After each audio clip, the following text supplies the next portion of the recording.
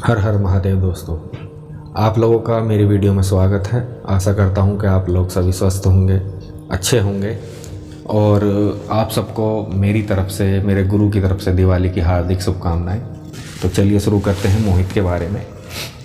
तो हुआ ये था कि जब वो मोहित का पहला भोग पूर्ण रूप से विधि विधान से पहुंच चुका था, तो उसके पश्चात मोहित के साथ क्या घटना घटित हुई और उसे क्या क्या अनुभव हुआ, उसके परिवार को क्या अनुभव हुआ। तो हुआ ये था कि उसके बाद एक सप्ताह बाद, जब उसका हमने भोग प्रसाद दे दिया था, उसके एक सप्ताह बाद मोहित के फादर का गुरुजी के पास फ़ोन आता है कि गुरुजी ऐसे ऐसे बात है, कल रात हमारे दरवाजे पर किसी ने कुछ टोटका कर कर रख दिया। और उसके अगले दिन ही सुबह को ही मोहित को परेशानी होनी शुरू हो गई, यानी कि उसे खून की उल्टियाँ वगैरह लगनी शुरू हो गई, यानी कि मुँह के रास के खून जाना शुरू हो गया। उसके पश्चात गुरुजी ने जब अपने स्थान पर बैठकर देखा कि क्या समस्या नई उत्पन्न हुई है, तो देखा कि उसके ऊपर फिर से कोई क्रिया कर दी गई है, जिससे कि मोहित और पहले से ज़्यादा परेशान होने लगा है। तो गुरुजी ने ये बातें उसके पिता को बताई कि ठीक है, आप एक काम करिए, आप कल मोहित को यहाँ लेकर आइए और इसका हम दूसरा भोग देने की क्रिया शुरू करेंगे, जिससे कि ये मोहित जल्द से जल्द ठीक हो जाए और इसके प्राण संकट में ना आए। तो गुरुजी ने उन्हें बुलाया, फिर वो अगले दिन आए। आने के पश्चात तो हमने पहले ही भोग की क्रिया, जो विधि थी, पूजा पाठ जो सामग्री थी, वो हमने पहले से ही ला कर रख रखी थी। उसके बाद लाने के बाद जब वो लोग वहाँ आ गए, तो मोहित पहले से भी ज़्यादा उसकी और कंडीशन ख़राब थी, यानी कि बहुत ज़्यादा, एक तरीके से देखो तो बहुत ही ज़्यादा, जिसे कह देते हैं कि बिल्कुल चलने तक के लिए भी उसके पास टांगे नहीं थी। इस तरीके से उसे मजबूर कर दिया था, यानी कि टांगों से बिल्कुल उसे बेकार कर दिया गया था।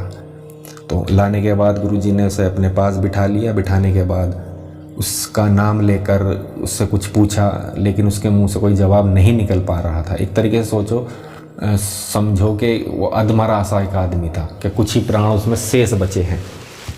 तो गुरुजी ने फिर पूजा आरंभ कर दी। पूजा आरंभ करने के बाद उसका दूसरा भोग जा चुका था। तो गुरुजी ने कहा कि इसका तीसरा भोग ही हम आज और देंगे रात को। तो ये क्रिया तो हमने दिन में करी थी, तो रात को उसका एक भोग और जाना था। तो उसके पश्चात जब रात को पूजा आरंभ हुई, लगभग 11:30 बजे के आसपास, जब तीसरा भोग गुरुजी ने शमशान में देना आरंभ करा, तो मोहित एकदम संपूर्ण रूप से, जैसे एक तरीके से उसमें कोई नई ऊर्जा उत्पन्न हो गई हो, संपूर्ण रूप से एकदम सीना तान कर गुरुजी के सामने बैठ गया और गुरुजी से वार्तालाप करने लगा। उसकी आवाज़ ही एक तरीके से बदल चुकी थी, यानी कि मोहित नहीं रहा। जो तीसरी जो शक्ति थी उसके शरीर में प्रवेश कर चुकी थी, और वो जो टोकटा करा था उसकी जो शक्ति थी वो भी उसके शरीर में प्रवेश कर चुकी थी, और यानी कि एक से वो दो हो गई वो चीज़ें। तो उसके पश्चात फिर गुरुजी ने उन दोनों से ही यही सवाल करा कि अपना अपना परिचय दीजिए, अपना अपना नाम बताइए। तो उन शक्तियों ने अपना नाम बताने को साफ मना कर दिया कि तेरे पे इतनी विद्या है तो तू हमारा नाम बता कि हम हैं कौन। तो गुरुजी के पास तो थी विद्या, गुरुजी ने अपनी शक्तियों से वार्तालाप की और उनका नाम पता निकाल लिया। निकालने के बाद उनका नाम बता दिया।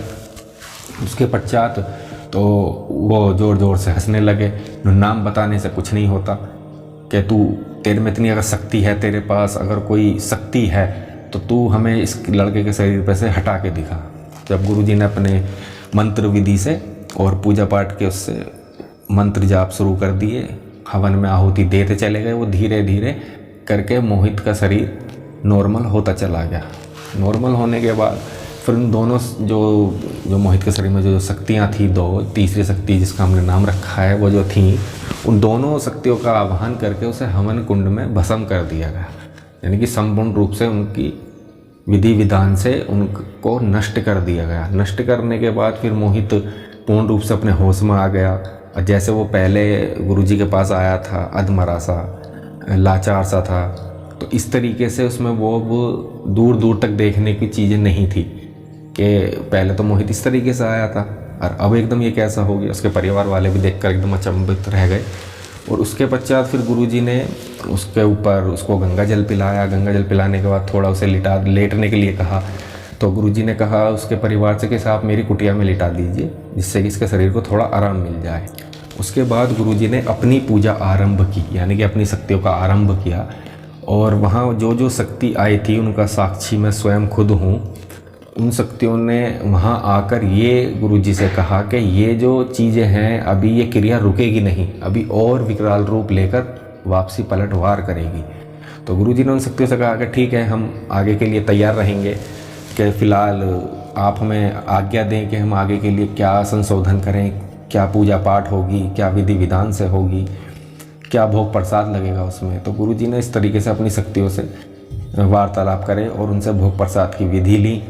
और विधि लेने के बाद फिर एक पूजा जो सबसे बड़ी पूजा होती है वो होती है हमारी नहान के आसपास, यानी जिस दिन का नहान होता है तो उस दिन रात को वो पूजा होती है। तो पूजा जो होती है उसमें हम जो भी हमसे लोग जुड़े हुए हैं इस माध्यम से उनकी हम आहुतियाँ देते हैं, जिससे कि वो पूर्ण रूप से आने वाले समय में स्वस्थ रहें और उन्हें कोई दिक्कत परेशानी ना हो, ना ही उनके ऊपर कोई जादू टोना हो।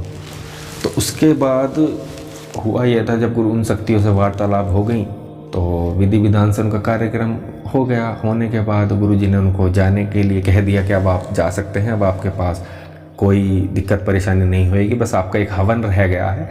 जो अंतिम हवन जो होता है 3 भोग के बाद, यानी कि आराम लगने के बाद एक आखिरी एक हवन होता है। तो वो हवन करने की का जो सामान था उसका हमने सूची बनाकर उन लोगों को दे दी कि हम फलाने दिन आएंगे और उस दिन हम आके इस हवन को करके आपके घर को कील जाएंगे। घर कीलने के बाद आपके घर में कोई भी चीज़ प्रवेश नहीं करेगी। तो इस तरीके से गुरुजी ने उन लोगों को समझाकर और भेज दिया और रात को ही चले गए। जाने के बाद फिर कुछ समय बाद, यानी कि लगभग 1-2 महीने बाद उधर से फ़ोन आता है कि गुरुजी अब सब कुछ ठीक है, अब कोई परेशानी नहीं है, हमारा लड़का जो है अब काम पर भी जाता है, खाना भी ठीक से खा रहा है, सबसे प्यार से बात करता है, हंसता है, बोलता है। तो गुरुजी का बस उन्होंने आशीर्वाद मांगा, गुरुजी अपनी कृपा हम पे आप सदैव बनाए रखें। तो गुरुजी ने ये कहा कि देखिए ऐसा है कि मेरी कृपा सब पर है, लेकिन कोई माने या ना माने मैं इन चीज़ों को ज़रूर मानता हूँ, मेरा ये मानना है। क्योंकि कहते हैं ना कि जिस पर बीतती है उसे ही पता होता है, जैसे कि कवर का हाल मुर्दा ही जानता है, इस तरीके से। क्योंकि मेरे पर ये चीज़ें बीती हैं, मैं भी इस दौर से गुजर चुका हूँ। गुरुजी से मुलाकात कैसे हुई है मैं आपको इसी वीडियो के माध्यम से बताता हूँ। लगभग मेरी उम्र 17-18 साल के आसपास की होगी और इसी के पश्चात एक हमारे रिलेटिव में एक की मृत्यु हो गई थी। काफ़ी बुजुर्ग थे वो लोग, यानी बड़े बूढ़े थे वो, जो एक्सपायर हुए थे। तो उनका अंतिम संस्कार के लिए हम उस शमशान में गए थे। वहाँ जाने के बाद तो उस टाइम मेरे को इतनी समझ नहीं थी इन चीज़ों के बारे में, इन शक्तियों के बारे में, इस विद्या के बारे में। तो गुरुजी से वहाँ मेरी मुलाकात हुई। मुलाकात होने के बाद गुरुजी ने मुलाकात जब गुरुजी से हुई तो मेरे मुंह से पहला शब्द यही निकला, गुरुदेव। तो मैंने गुरुदेव कहकर उनके पाँव छुए। मैंने, महाराज आप, गुरुजी आप यहीं रहते हो? हाँ बेटा हम तो यहीं रहते हैं। तो बातें होती रहीं। फिर जब वहाँ जो जिस कार्य के लिए हम गए थे, जो शमशान घाट पे जो हम गए थे, तो वो कार्य संपूर्ण हो गया। तो वहाँ से सब जाने लगे दाग देकर। जब जाने लगे वहाँ से, तो उसके पश्चात कुछ समय बाद मेरा अचानक ही मन ऐसा परिवर्तन हो गया कि मैं उनसे बार बार जाकर मिलूं।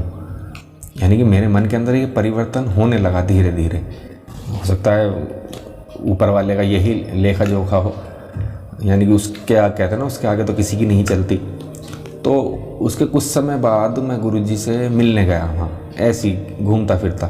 तो उनसे मिलने गया, उन्होंने देखा, मैंने उनके गुरुजी के चरण वरण छुए, वहाँ बैठकर वार्तालाप हुई। तो उन्होंने मुझे एक सेब दिया खाने के लिए। लोग एक भक्त लेकर आया था, तो ये तुम खाओ। तो मैंने वो खाया। तो उसको खाते ही आप यकीन मानना, मैं विश्वास के साथ कह रहा हूँ, उस सेब को खाते ही मेरे शरीर के अंदर ऐसा परिवर्तन आया कि सब कुछ छोड़ छाड़ के गुरुजी के ही चरणों में पड़ा रहूं। इस तरीके से एकदम परिवर्तन हो गया। अब आप इस चीज़ को नेगेटिव ले जाओगे कि वश में कर लिया, कुछ करके कुछ पढ़ के खिला दिया, ऐसा कुछ नहीं था। मुझे संपूर्ण रूप से पूरा अपना वहाँ होश था कि मेरे साथ हो क्या रहा है। ठीक है, तो मैंने गुरुजी को अपना अनुभव शेयर करा। मैंने, गुरुजी ऐसे बात है, मेरे साथ ये समस्या या ये चीज़ें मेरे साथ हो रही हैं। तो गुरुजी ने कहा, बेटा ये परिवर्तन है समय के हिसाब से, जब हर मनुष्य के साथ ये परिवर्तन होता है, पर देखना ये है कि मनुष्य उस चीज़ को ले पाता है, एक्सेप्ट कर पाता है या नहीं। इस तरीके का अनुभव होता सबके साथ है। ये नहीं है कि तुम किसी के धाम पर जाओगे या किसी की गद्दी पर जाओगे तभी तुम्हें ये अनुभव होगा, नहीं, आपके घर बैठे भी ये चीज़ें अनुभव हो सकती हैं। लेकिन उसके भी रास्ते दो हैं। अब उन दोनों रास्तों में से आपको एक सही है एक गलत है। अब आप किस रास्ते को पकड़ोगे ये आपके ऊपर निर्भर है, ठीक है ना। होता है ना कि ऐसा कि यार मेरे मन में दो विचार चल रहे हैं, एक सही है एक गलत है, कौन सा रास्ता चुनो। लेकिन आप सलाह सबसे लोगे, 10 जनों से आपने सलाह ली, लेकिन आप सलाह सिर्फ अपनी मानोगे, उन 10 की नहीं मानोगे, अपनी मानोगे जो आपका मन गवाही देगा। तो इस तरीके से ये चीज़ें होती हैं।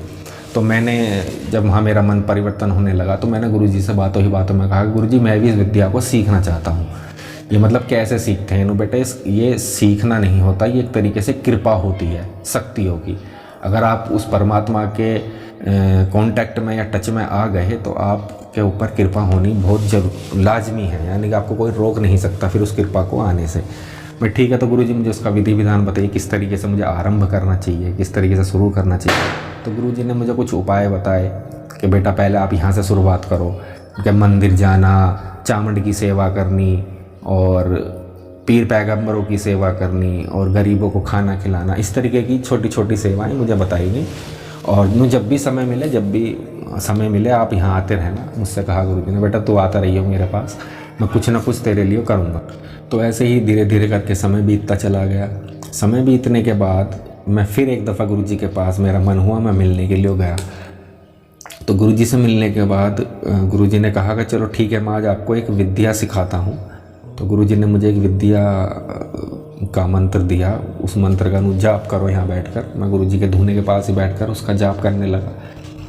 देखो जाप जो होते हैं वो कई तरीके के होते हैं। एक होते हैं माला का जाप, ठीक है, एक होता कालिया की माला, हल्दी की माला, चंदन की माला, तुलसी की माला। लेकिन जो सबसे शुद्ध माला होती है वो होती है मन की माला, यानी कि अपने मन में जाप करना। वो सबसे शुद्ध मानी गई है क्योंकि उसमें हम संपूर्ण रूप से समर्पित हो जाते हैं उस चीज़ को लेकर कि हाँ भाई ये मुझे करना है, एक लक्ष्य है ये मेरा, मुझे उस लक्ष्य को भेदना है। तो इस तरीके से मैंने वहाँ जाप शुरू करा तो मुझे उन चीज़ों का अनुभव होना शुरू हो गया धीरे धीरे। ये नहीं कि एकदम साक्षात मेरे सामने शक्तियाँ खड़ी हो गई, नहीं, उन्होंने मुझे पहले अनुभव करना सिखाया कि उन चीज़ों को तुम हैंडल कैसे करोगे। अगर मान लो आपके साथ ये सिचुएशन आ जाती है तो उन चीज़ों का किस तरीके से हैंडल करोगे, यानी किस तरीके से उनसे वार्तालाप करोगे, किस तरीके से उनसे बातचीत करोगे। तो इस तरीके से, क्योंकि सबसे पहले तो चीज़ यही लागू होती है कि इन चीज़ों के सामने कभी डरना नहीं चाहिए। अगर डर गए तो समझ लिया आपकी कहानी ख़राब हो जाएगी, यानी कि वो चीज़ आप पर हावी हो जाएगी। वो आपको महसूस कर लेगी कि ये शख्स मेरा कुछ नहीं बिगाड़ पाएगा। तो इसी तरीके से गुरुजी ने मुझे विद्याएं दी। ऐसी धीरे धीरे करके मैं उनसे मिलता रहा, उनके टच में रहा और आज आपके सामने है जो भी कुछ है। आज जो भी कुछ हूँ गुरुजी के आशीर्वाद के अनुसार हूँ।